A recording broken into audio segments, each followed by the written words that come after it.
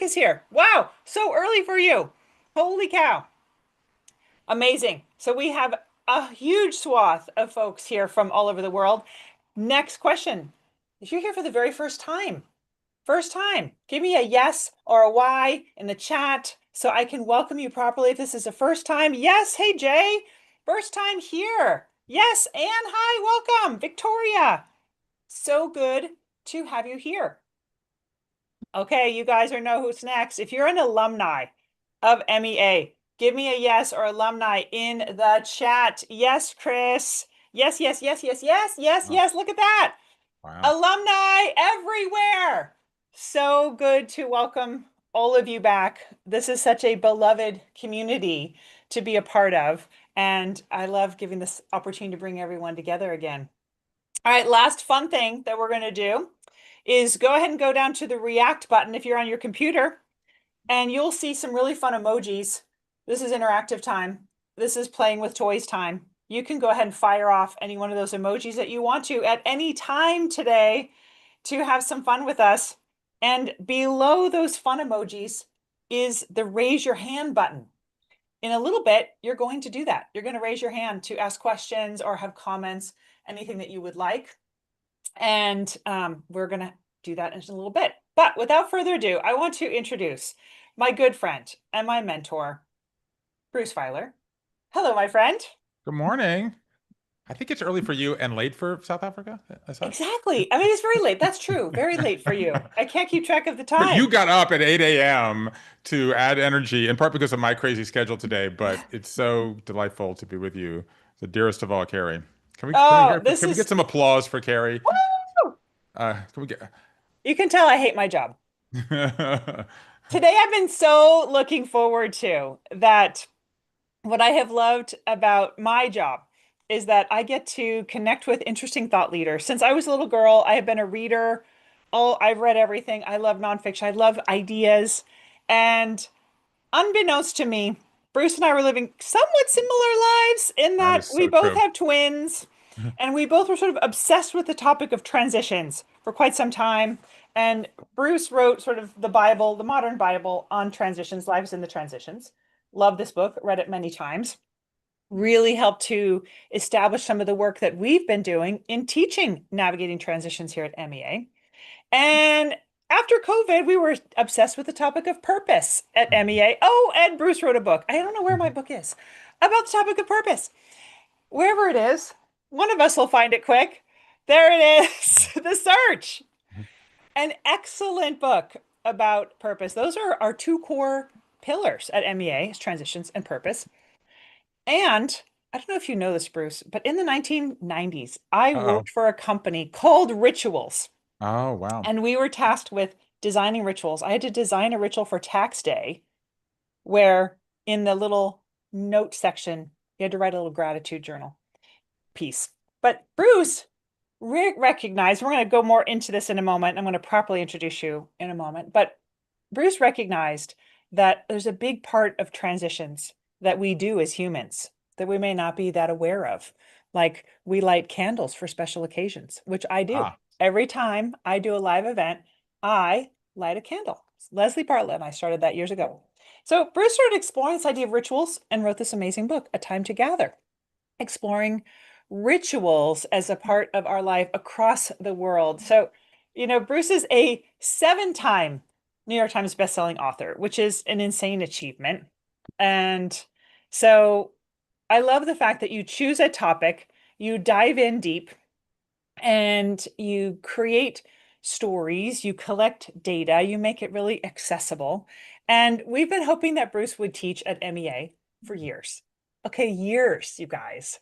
And I finally, somehow, the stars aligned, and Bruce said, yes, this is big, you guys. Bruce is going to come to Santa Fe and is going to teach with Chip and I in September. It's going to be phenomenal. I'm so excited. Such a beautiful time of year to be there and such a great collection of thinking. So, thank you for all that you've contributed to midlife understanding. And so let's start with kind of these three books as a little bit of a set that you started deeply thinking about transitions. You started thinking about what gives us purpose and meaning. You talked to tons of people. And you seem to have this penchant for travel because for this book, you decided to put in a small amount of travel, like 50,000 miles, and go all over the world exploring ritual. So, how did this concept evolve for you? And how did this amount of travel and opportunities to explore global rituals unfold? Well, first of all, thank you. Everybody always says brother from another mother, right? Because it has a kind of ring to it. What is it? Is it sister from another mister or something? There needs to be there needs to be some phrase to say that we really have been traveling on these shared, what you might want to call them kind of intellectual, sort of emotional, sort of life journeys. You and I. It's a delight to be with you, and just the whole community. There's a reason that the three of us are teaching this course at MEA in September this year because the three of us, I mean, even all the three of us, I mean, I don't want to jump too much in the middle. I want to answer your question, but sure enough, you talk about shared interest in midlife and shared interest in ritual, whatever. I went to rituals in 16 countries on 6 continents, and the only person who's been to all of those before me was Chip Connolly. I mean, in fact, I had this one of the earliest ones I wanted to do, and one of my favorite chapters in this book is on the adolescent tooth filing in Bali, and it's so rare. I'm like, nobody has seen this. Who wouldn't want to be interested in this ritual in Bali? And like the only person, not only who has seen it but wrote about it was Chip Connolly. So and over the years, the single most common email that I've gotten in the last decade that I've been doing this on transitions, in particular since Life is in the Transitions came out, was I heard about you, I taught you, I'm doing you now, learning from you at MEA. So I feel such a part of this community that you guys have built, and it's nice to put faces to names. So let's take the whole. Let me just take your question at its value, which is like, look at these three books as a series, and to a certain extent that they are. I mean, the easiest way to say it is that I had lived a linear life until my life blew up and I was living a nonlinear life. That's really the story. Like I put in the chat a few minutes ago, I'm a Georgia native. I'm now in Brooklyn. Left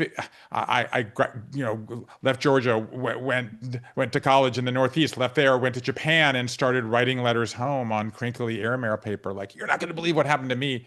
And when I got back to Georgia, everywhere I went, people said, I loved your letters. I was like, great. Have we met? And it turns out that my grandmother had Xeroxed them and passed them around, and they went viral in the sort of OG sense of the word. And I thought, oh, I should write a book about this. And it doesn't really happen this way, but I sold my first book 37 years ago next month, and I've never held a job since. And so basically, I stumbled kind of early into my life in a way of living my life that is a ridiculous way of doing it by going out and joining different worlds, but has allowed me to see all these things. And I had a kind of what I think of as a classic linear life. Like I did that for no money. Then I had some success. I got married and had identical twin daughters, as you know, and that's the hockey stick, right? In Silicon Valley terms, everything going up and to the right until my 40s when my life blew up. And I think a lot of people may know the story, but briefly, first I got cancer when my children were 3 years old. Then I had financial troubles. Then my dad, who would have loved that bop along to the monkeys because he was never depressed a minute in his life until he got Parkinson's and got very depressed and tried to take his own life 6 times in 12 weeks. And suddenly, like, I'm a storyteller and I couldn't tell my story because I didn't know. I felt fear, I felt, sadness, I felt confusion, I felt shame. And I didn't do it for a long time. And when I did, it turned out that everybody had these moments when they also lose the plot of their lives. And I called my wife, Linda, one day from a college reunion where kind of I had told a version of the story in public, and everybody came up to me and they had a story of what happened when their life got, they lost limbs, they lost homes, they lost, they changed religions, they changed marriages, they got sober, they got out of bad relationships, whatever it was. And I said to her, like, no one knows how to tell their life story. I want to do something to help. And I tell the story that way because I wasn't looking for transitions. You worked for Bill Bridges and you got trained in this. I wasn't. I just was like, what happens when our lives get all squiggly? And so I have spent now, and you've alluded to it, and many people in the MEA community now know the story. But for those who don't, have now spent the last 10 years collecting and analyzing more than 500 life stories of people from all backgrounds. And what happened was just the act of listening to those stories produced a kind of pattern recognition. Like, we can get into this a little bit, but basically it was that, the linear life is dead, right? The idea that we have one job, one relationship, one home, one sexual orientation, all of these things. I write a newsletter about this, as you know, called The Nonlinear Life on Substack, and I just wrote this thing on Mick Jagger of all people. Like, who is more associated with sex publicly than Mick Jagger, talking about the nonlinear nature of his own.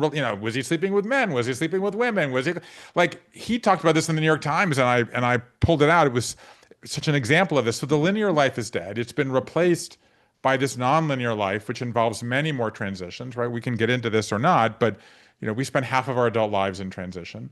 And these are a skill that we can master. And so I sort of uh, coded all this data and gathered all these stories and wrote Life is in the Transitions and the Search. And so just to briefly bring it up to date, then I went through one of those life quakes, as I call them, right? I went through one of those disruptive events when we dropped our kids off at college, and I walked in my front door and I felt homesick in my own home. And I'm like, you can't use that word. Like, that's what kids do at sleepaway camp.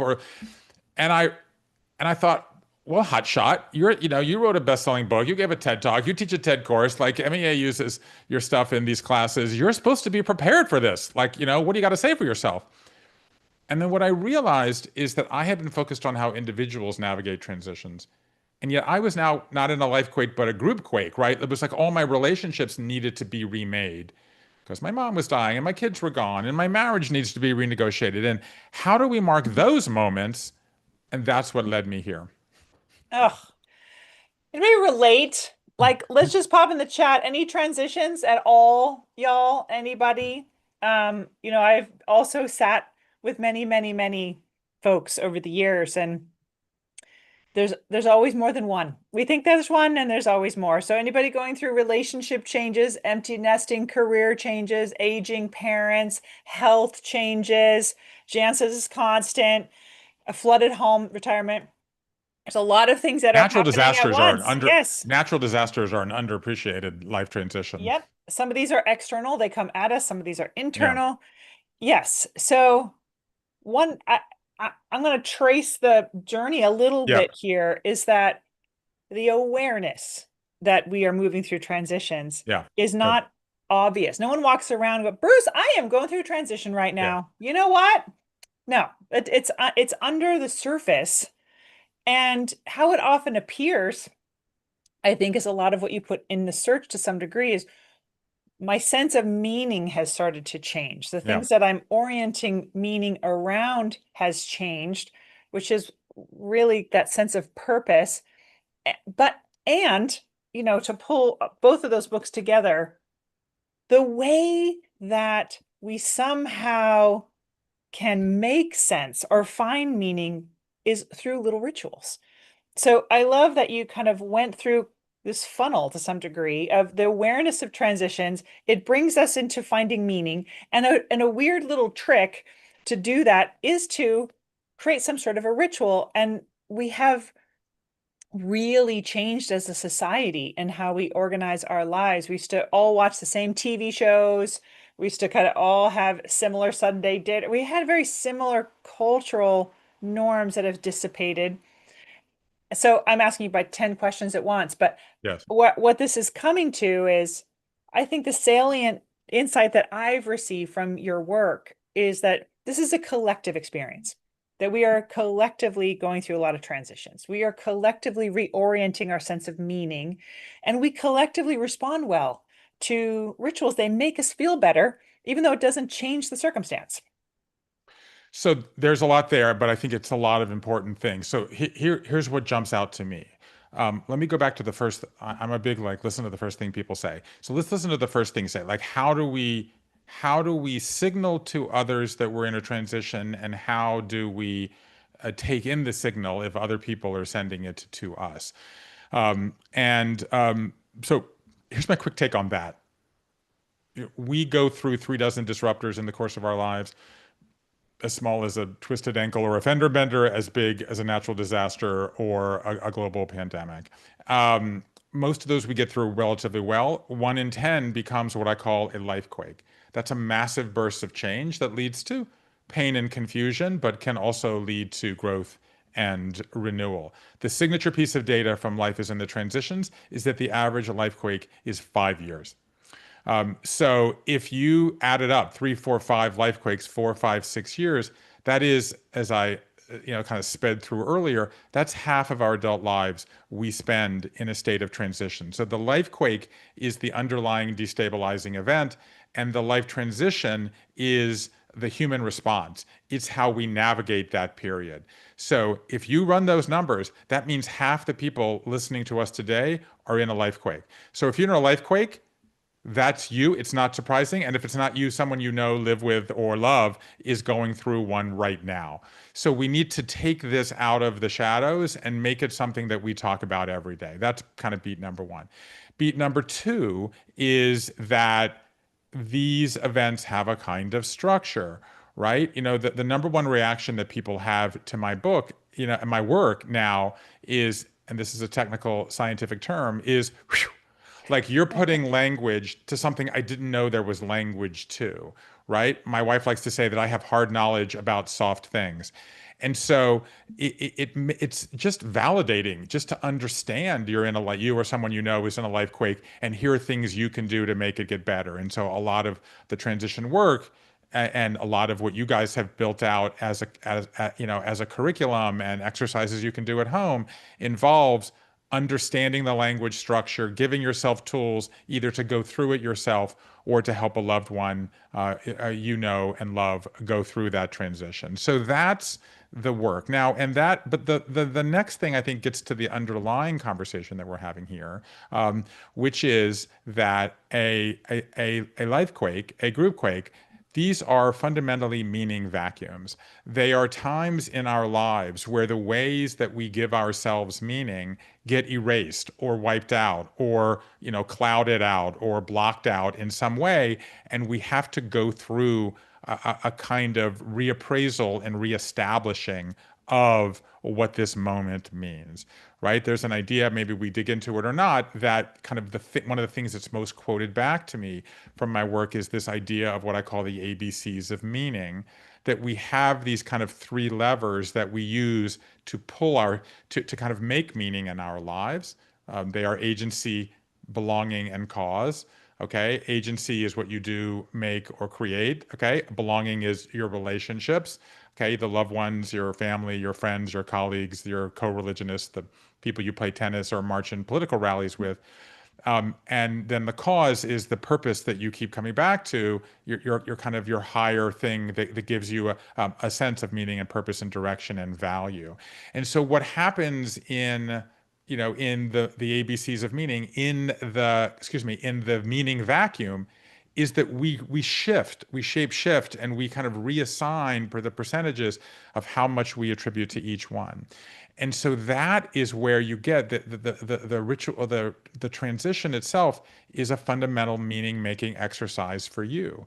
And when we turn to rituals, just to sort of touch on the last thing, the fundamental way to think about that is that it's the group's answer to the same instability, right? So if you think of the kind of the traditional ritual calendar that is being remade in real time, and we can get into that, that's a lot of what a time to gather is about, is that when there are periods of instability in the group, when someone comes in the group, like a baby, right, or a romantic relationship, when someone leaves the group, like a coming of age or a death, when someone gets sick, when someone moves, when someone does something that fundamentally destabilizes the group, either for a source of loss or a source of joy and welcoming, the group needs to remake itself. The family needs to rebind. The office needs to deal with people are laid off or they've been hired. And then the group, and the way the group does that is a ritual. It is a shared act that makes everybody feel reassured and accommodates all of the different emotions that people are going through. So that's the fundamental connection. These are meaning-making exercises, either for ourselves or they are sort of embodied, shared storytelling, which is what a ritual gathering is fundamentally about. Mm, so good. Thank you. That was a great kind of collection of these thoughts all together. So let's focus on your newest book. I love that you noted in the book that it took us 10,000 years to establish cultural norms around how we mark these collective life transitions, and it took us 50 years to dismantle them. Explain. What does that mean? Yeah, I think that I think of this now as kind of maybe the greatest untold story in the world right now. So to go back in the narrative, right? So I realize that I'm in all my relationships need to be remade. The fundamental notion that almost everybody in this call can relate to, which is that we have abdicated our relationships for our screens, right? That we're carrying the enemy around in our pockets all the time. And I go looking for a solution and I stumbled onto this, paradox. And let's just say that it has 3 points to it. Number one, ritual works. Ritual is one of the few things that we know that the group can do to hold the group together. We have evidence of ritual gatherings going back 300,000 years, right? That's before we were anatomical humans, that the first thing we did was to gather to bury our dead. And, we think now that religion created ritual, but it really is the other way around. That ritual came first, and that in telling and codifying and making these customs portable, that's what created organized religion. And so if you then, and so then, organized religion basically kind of did what we might call either a beneficial or a hostile takeover, depending on your point of view. But it became the way it created a kind of calendar of our lives, the way we mark these various moments.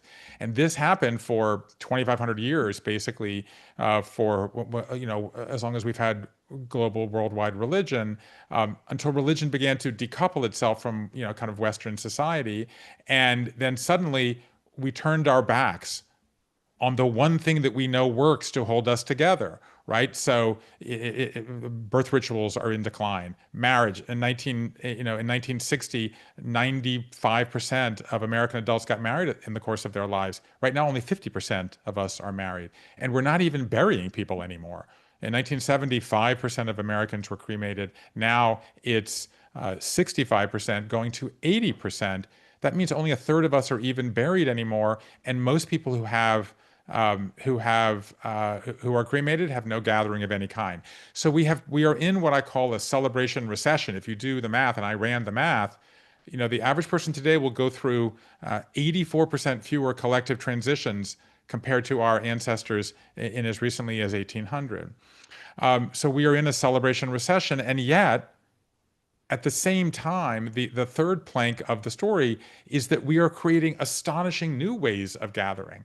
Let's come together at a retreat center that MEA is running in the various places, and let's get together and go through these experiences together. NICU graduations, gender reveals, cancerversaries, soberversaries, daddy-daughter dances, mom proms. Okay, you want to be noisy? We've got scream clubs. You want to be quiet? We have digital detox. Like we are creating an entire new grammar of ways to celebrate any up and down, twist and turn in our lives. And that's the story that I wanted to tell, to see if I could create what we might think of as a kind of blueprint of human togetherness. If we are going through a difficult time, if it can be joyful, like a graduation or a new birth or a wedding, or if it's a source of loss, right? Losing a loved one, losing a job. Pet funerals are a $3 billion business now because we want to gather in these times of joy, right? That's why this book is called A Time to Gather, right? There's a time to mourn, a time to weep, a time to laugh, a time to cry, a time to scatter stones, and a time to gather them. So we are creating this. We are finally pushing back against the algorithms of hate and creating and leaning into the algorithms of togetherness. And that's what rituals are. Mm. So let's bring this down to yes, Magoo, like people are loving this. I love this. Amanda went big hosting her mother's celebration of life.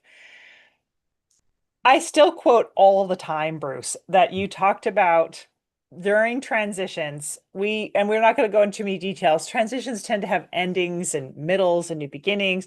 But you had said that during endings, transitions, modern day people are doing something uniquely common, which is getting a tattoo. And Are whenever we going I to get a say this to tattoo? Here we go, folks. The twins are not awake. We're going to get a Kari tattoo reveal right now at 8 a.m. in the I morning in guess I haven't California. have a big enough ending. Like, no, I don't have any yet. But is anybody out there relating like some ending in your life related to getting a tattoo? Come on, right? Look at the hands and look at the nodding heads. Okay, Bruce nailed that one. So that was something that weirdly, collectively, we're doing individually. Kelly just got one last week, girl. So I light candles when I want to, mark a moment. So help us think about individually, Yeah. what are some suggestions of how we can use ritual more consciously in our lives? So we could talk a lot about this, and one thing that I've done in A Time to Gather is literally create kind of hundreds and hundreds of them. I went to an adolescent tooth filing, as I mentioned, a group baptism at the Vatican, a traditional bride price negotiation in South Africa, 6 weddings in a day in Las Vegas, 10 funerals in a week in Ireland, and cold plunging in Copenhagen, and forest bathing in the Andes Mountains of Chile, and a placenta ritual in Easter Island, and on and on and on. But I think to kind of give people, and we're going to dig into this a lot more at our gathering in Santa Fe next month. But I think to give people a kind of taste and a kind of sample of it, I was saying earlier that how do we make meaning? A fundamental way we make meaning is to tell stories, right? And story, and what we're talking about in the case of ritual is essentially embodied storytelling. It's co-storytelling. We are co-narrating the event because it affects all of us. And what does a story need? Exactly what a ritual needs: a beginning, a middle, and an end. Okay, so let's just break it down a little bit. You need to begin the story, and in order to do that, you need a boundary. You need to create a sense of sacred space. Okay, what is a ritual? A ritual is a shared, unnecessary event that makes us feel at home. Okay, it's an event, it's a doing. We're not talking here, we're doing. Okay, it's shared, it's going to connect us to one another. There are 500 academic studies that show that rituals synchronize our heartbeats and align our vision and bring our neighborhoods and families and communities closer. But it is unnecessary, right? You don't need to get down on one knee to get engaged. You don't need to wear black to mourn. You don't need to circle the bride 6 times or throw vermilion in your hair in order to get married. These are unnecessary things that become necessary because we invest them with collective meaning. So what you need to do with the ritual is create a sense of sacred space, right? And what you're signaling is outside the circle I am that, and inside the circle I am this, right? This is a non-ordinary activity, so we need to create a sense of non-ordinary space. So you need a beginning. So where are we doing this ritual? Okay, are we doing it in your house? Are we doing it in the backyard, at the top of a mountain? Where it doesn't matter. Okay, I spent a year at a grieving and weaving circle at the Greenwood Cemetery in Brooklyn.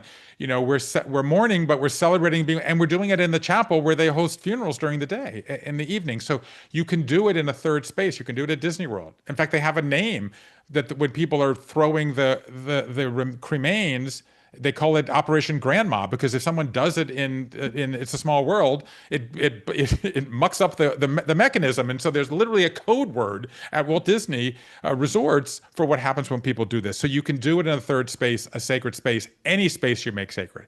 That's the beginning. Then you need a middle, okay? And what you need in the middle is what I call a peace plan. Okay, you and I are getting married, Kari.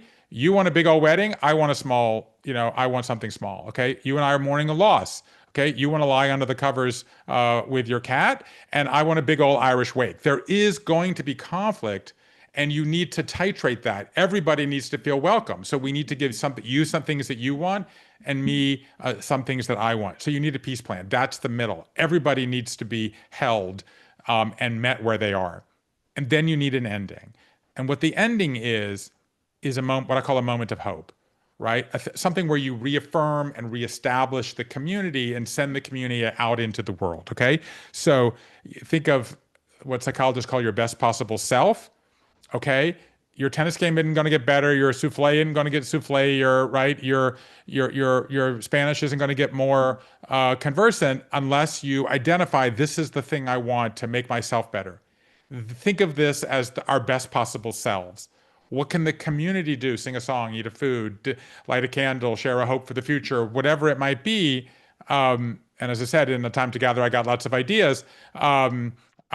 Things you can do to reaffirm the group so that when you leave the group, when you leave ordinary time, we're closing the circle now. When you leave ordinary time, excuse me, non-ordinary time and go back into ordinary time, you want to carry the group energy, hope, belief with you into the life that you're going back to. Mm, so good. So, everybody, if you can think of an interesting ritual now that Bruce has explained this that you have experienced or hosted or been to, put it in the chat because I love that you're bringing up all of these, baby moons and Yeah. gender reveal, all these kind of fun new things that My wife's favorite chapter is the Taylor Swift divorce party, right? Taylor Swift Uh, divorce parties, the creativity that we have as humans to sort of meet the moment, I love. So if you guys have any that you want to pop in the chat, let us know. So I'm going to turn for a moment to My sister, can we just call this out? My sister got a tattoo of my mother's art right before our celebration. I'm going to see my mother at an extended family gathering in Georgia next week, and she'll be 90 this fall. I don't know if I can say that, but I just did. Um, not not the most revealing family secret I've ever revealed, but anyway, she's an artist. I mean, maybe I should suggest that she gets a tattoo of of her one art. of her art on There her. we go. Love that. You host your own birthday party each year and invite your dearest friends. I love that. So we are going to be together. Chip, which has been the invisible force here, Chip is so deeply entrenched in these topics. He Yes, literally launched and designed MEA on his own, underwritten the entire organization because he's so passionate about reflecting in midlife on these times, these transitions, to create a space that is beautiful and cozy and comfortable with amazing food and beautiful, spacious spots to hang out and a sense of community to yes, bring people together, to have deep conversations, to validate that we're not alone, and to leave feeling sort of inspired and settled and also sort of inspired with a few ideas. So before we move on, we'll see what everybody has here, Bruce, in the chat. We've got some awesome ones here. Ritual of writing what we're letting go of and burning it. yes. Classic. Works. Like that is a great one you can always come back to. Honoring my brother in my memory garden. He was cremated with no ceremony. I'm a ritual queen, self-proclaimed. Beautiful. An organization I work Memory for. Garden's a great story. The great story I tell in my book about memory gardens for lost children, victims of mass shootings, things like this all over. You see them. Germany has a bunch of them in forced adoption. Parent two stories in my book about women who were forced to give up their children when they were young because they got pregnant out of wedlock. There's one of those in England. So a lot of rituals, a lot of ritual gardens. It's a perfect thing because then you can go to the space and re-experience it. It becomes then a magnet and an invitation for other people to go in and connect with whatever collective transition they're in. The memory garden has a labyrinth in the shape of an S. That is amazing. Oh That my I God, this would story. love. Did someone just say labyrinth? Oh my Yep. gosh. Like if you're a labyrinth person, the modern labyrinth movement is one of my favorite chapters in A Time to Gather is about what happened. There were never labyrinths in the ancient world. They basically popped up out of memory from mythology and were very popular in the Middle Ages. And then nobody built a labyrinth for 600 years until a woman named Lauren Artris at a Episcopal cathedral in San Francisco built the first one, and there's now the World Labyrinth Tractor. Thousands and thousands of There are more labyrinths on planet Earth today than there were at any time in history, the Middle Ages or the ancient world, because it is the act of walking, and it's a collective event because you're imagining all the other people who walked on them, and it's a personal event at the same time. It's an unbelievable story that I'm not sure has ever been told in public. It's wonderful. I didn't know that. That's amazing. We just built a labyrinth at our ranch in Santa Fe, Bruce, so we will be using that Oh together. yeah, we definitely will do that So, when Peace, in thank you for September. opening your camera. Tell us about this story in more detail, how beautiful it is. Which part, the garden or the Yeah, the brother? garden, the labyrinth, and what has have been your experience of having this space?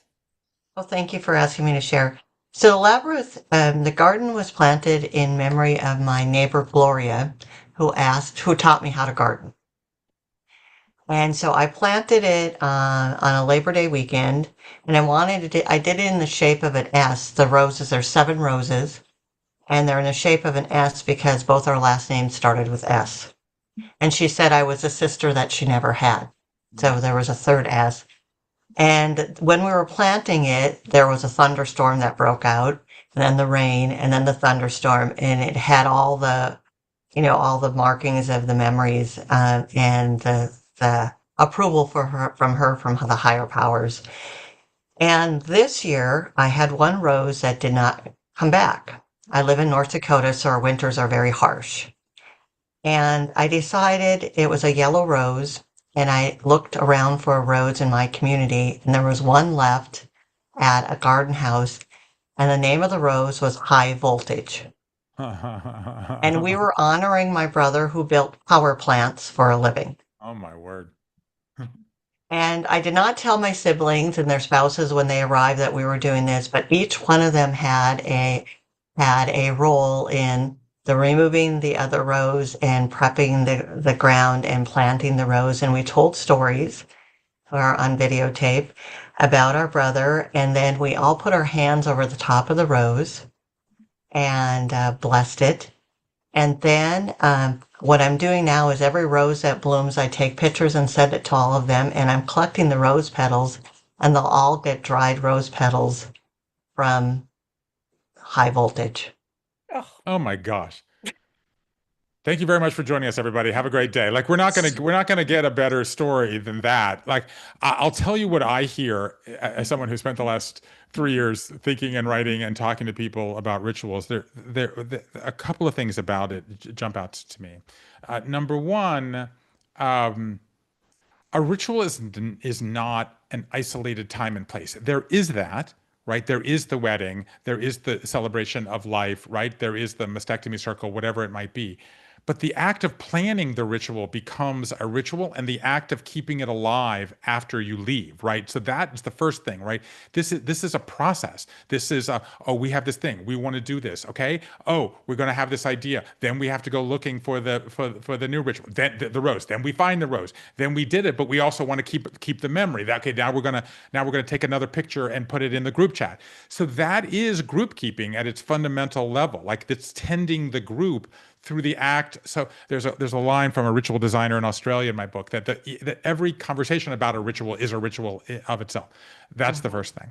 The second thing is, a lot of people, and this for sure is you, Kari, and a lot of people here are going to be planners. A lot of people are not planners, but a lot of people attracted to this topic are people who like the messy middle, right? Because it's making lists and making changes. But even with all the planning, I think about a ritual is there's something spontaneous about it, right? You show up and the rose that's poked through the thorns is called High Voltage, and there's a family with electricity at the core of its story. So there's things that happen that you can't expect, which are often the things that you can remember.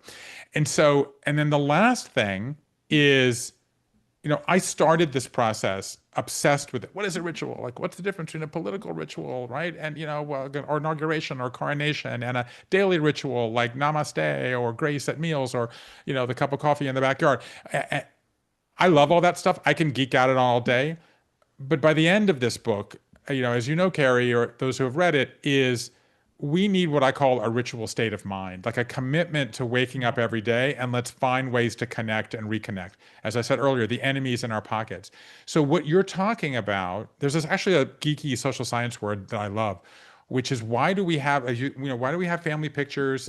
I guess I have only pictures of me behind me, but why do we have family photos or mementos from our trips behind us? Because we do what's called social snacking. We take a snack, or remember that trip, or remember that hike we took in Ireland, or remember that time we went to MEA in Mexico, and I bought this little trinket, and it allows us to.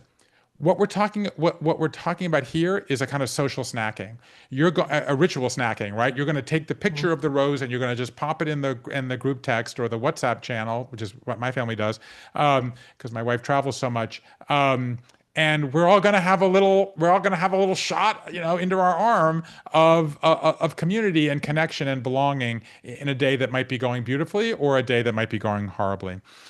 And then if I can indulge in one quick, like that wasn't enough, but one quick story about roses. At my dad's funeral, okay, he lived 8 years after that suicide spree, during which time he finished a 65,000 word memoir based on emails I sent him every Monday morning for 8 years. And then he died, and it was during COVID, not of COVID, but during COVID, and we all gathered. And my job is to talk with the rabbi. And my mother says, I don't like the ritual of throwing dirt on the coffin. I find it barbaric. I want to do long stem yellow roses. At which point my sister says, and you can imagine, you can write the script, the throwing the dirt on the coffin is the only part that I like. It's the most meaningful thing. And if we don't do it, I'm not coming. Right. So what are we going to do? And I'm like, Rabbi, I'll call you back. Right. And then I proceeded to sort of middle child my way through a solution, which I later learn is what the ritual designers do. Like, okay, Mom, what do you want? Okay, Kari, my sister, it's like she lived with a guy for 60 years and took care of him during very difficult times. So what do? We got 3 dozen long stem yellow roses, and we got little packets of Tybee Island sand, which the beach that my dad was like the de facto mayor of because he would talk to everybody. And we gave everyone a choice. Like the ritual creates the conflict and the ritual resolves the conflict. And the kicker to the story is 4 years later, I was in Ireland going to my 9th of 10 funerals in a week. And it was a woman who had died in her 90s, and they were singing songs which they didn't used to do. Rituals are changing, not Simon and Garfunkel, the Rodgers and Hammerstein songs. And we then go to the cemetery to put her into the family grave. And the funeral director says, "How are you getting to the cemetery?" I'm like, "How'd you get here?" I'm like, "I came in an Uber," the most modern answer ever.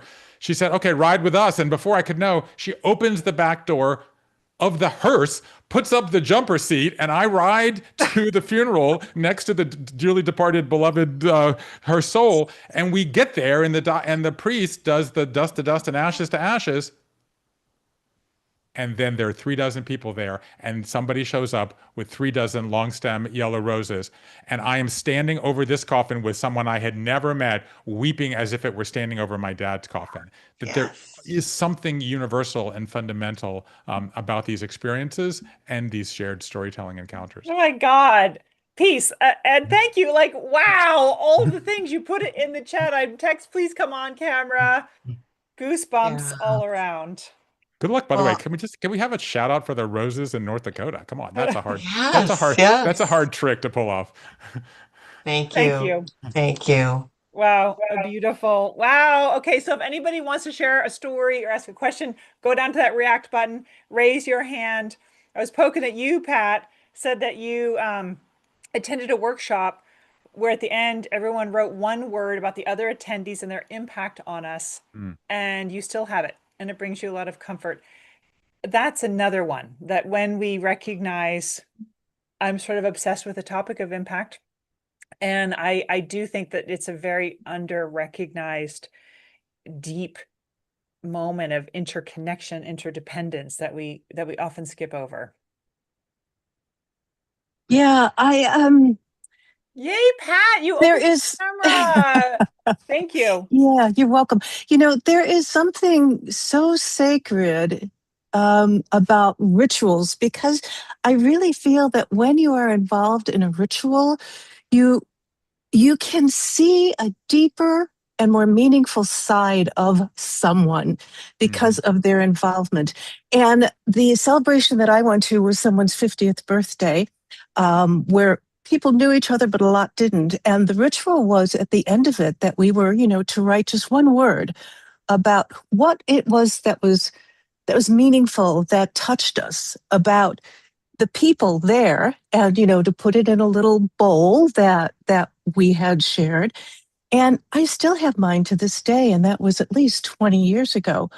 Um, and it serves as a beautiful reminder of the importance of ritual.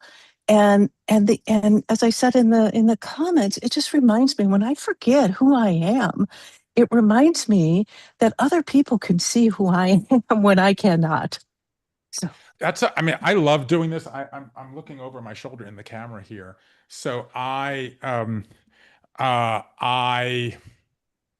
was invited to run a ritual of renewal at TED this year in Vancouver.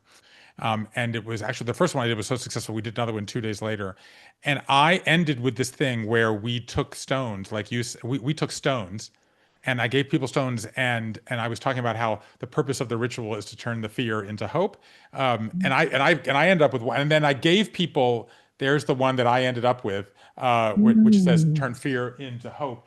And what we did there, and this actually came from the 10th funeral that I went to in Ireland, where it was a memorial service for a man who died by suicide. And secular officiants are now the dominant form of funeral in Ireland, not the priests anymore, for a whole wide variety of reasons. And this officiant, back to a purpose of the ritual is to titrate conflict, basically said, we're here to honor Carl's life, but also to deal with our own pain and confusion about how he chose to leave this life. And as the body was being taken to a crematorium, she had a bowl of pebbles on the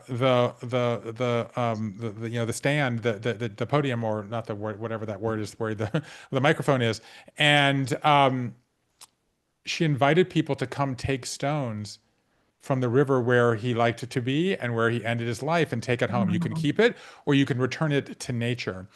And so somewhat inspired by that, I asked people to write down their own hope for their own future that they have, take it, turn the stone upside down in the middle, and then everybody come and take one, turn it over, and now you have not only your own hope that you're trying to manifest and fulfill in the future, but you have the hope of someone else. So we have a kind of web of hope that we are not only trying to make the world a better place by our own standards. So I end up with your stone, let's just say, Pat, and so you want a grandchild or whatever, and I want a new job, or I want peace, humanity, whatever it might be.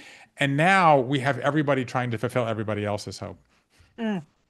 Beautiful. Thank you for sharing that, Pat. I love that this has been 20 years that this has stayed with you. All right, so we popped into the chat. Those of you who are curious about this, do you want to come, or someone you think would want to come? What I love about MEA is that we actually have humans that you can call. Leslie, Daniel, Lucas, they take your calls all day. They'll talk to you for an hour, answer your questions. So feel free to book a call if you want to learn more about this particular week. Also, MEA has a foundation called Age Foundation, which underwrites scholarships, partial scholarships for folks to come. We've underwritten over $2 million over the years. So we've had people come from all walks of life. And so final thoughts, Bruce, that you want to leave everyone with. I just want to quickly identify who's been to Santa Fe before. If anybody has been to Santa Fe Ranch, tell us what you loved about it in the chat. We do lots of things online. Bruce is featured in my online Navigating Transitions course as one of our guest faculty. We are starting a semester of MEA online starting September 1st, where we're going to move through our Cultivating Purpose and Navigating Transitions material for 12 weeks online with folks from all over the world. And we have our two campuses. We have a campus in Baja, Mexico, and a 2,600-acre ranch in Santa Fe, New Mexico. Those who've been there are telling you it's a magical place. The nature is beautiful. It is. It has the biggest sky I've ever seen. So with Chip and Bruce, and I, there together, we will be creating rituals. We will be giving you some ideas of how to explore the transitions that are happening in your own life, give you some ideas of how to recast a sense of meaning. And so that is exciting to me. But any other thoughts you'd like to share about Well, I just want being to, on a ranch? yeah, I just want to say that what is great about this community and what is powerful about this topic, the idea of transitions and the idea of community is, one of the tools I have, as you know, for navigating life transitions is you need to share your story, right? There is something about it that's reassuring to know that other people are going through it, and you can often, often we learn best by being teachers and being helpers of other people. So what I can guarantee you is uh, this seminar is going to be a wonderful occasion. We're going to have some fun. We may even dance, as you said, and we should for sure will create rituals. But you both can experience what you're going through with other people, and you can experience what you're going through alone, right? And so we're going to both give you a bunch of ideas for how to navigate these times, but we're also going to meet you where you are. So you can have both a collective activity and an individual learning experience at the same time. And that's part of the power. And what we're talking about here, what the ritual adds to the transition part is what I've been saying. It's a shared it's a shared unnecessary event, right? That will make you feel at home. So it is fundamentally a collective experience that will allow you to get where you individually need to go. And that's what I promise. That's what's special. We haven't done this before. The chances we're going to align all three of our schedules in the future are not high. So come now, and it's just a reminder of what I fundamentally think. We can get through it, but it's much easier and better and more meaningful if we get through it together. Yeah. All right, everyone, I'm going to ask you to think about something. Is there a upcoming transition in your life that you're a little nervous about or worried about or anxious about? Because usually we have something that's coming on the horizon. Maybe retirement is coming up soon. Maybe you have a senior in high school who's going to be leaving soon. Maybe like me, you have an aging parent. My mother, I'm having to make a decision very soon about moving her into memory care. Mm. Not looking forward to that. Um, so that's a scary transition that's coming up. That this kind of awareness. So Steve says retirement.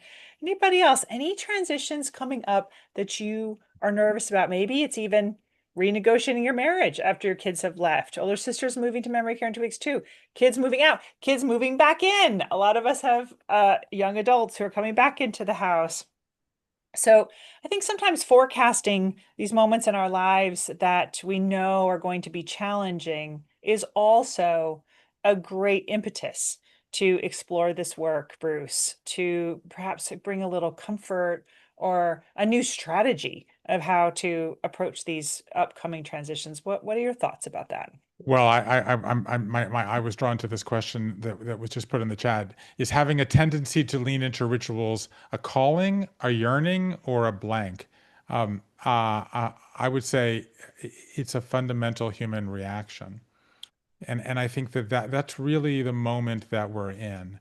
As you know, I'm literally leaving here almost to the minute that we end this conversation and driving from my home here in Brooklyn to attend a conference on AI and the future of humanity. And I'm actually speaking on the opening panel tonight with a bunch of AI designers, which is both laughable and kind of like, sort of where we are right now. And where we are is that, we face a choice, right? It's virtual or it's ritual, right? It's URL or it's IRL. We are in this moment, and what I fundamentally believe that is important about what you're doing at MEA and why I'm so committed to being part of this community and we're leading this workshop is a very simple thing.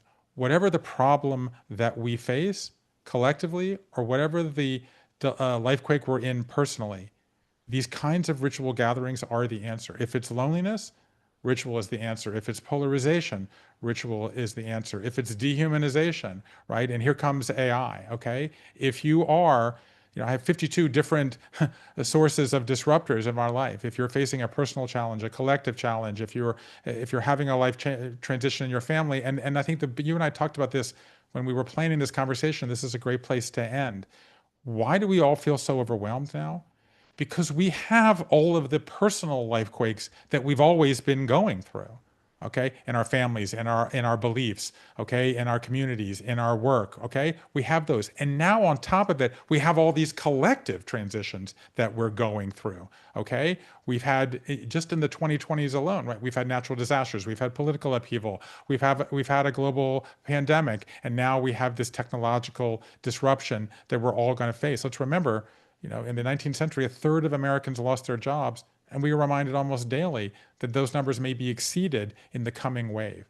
Okay? And to me, the three most powerful words in the English language, and this is like a thing I know for sure, the three most powerful words in the English language are, you're not alone.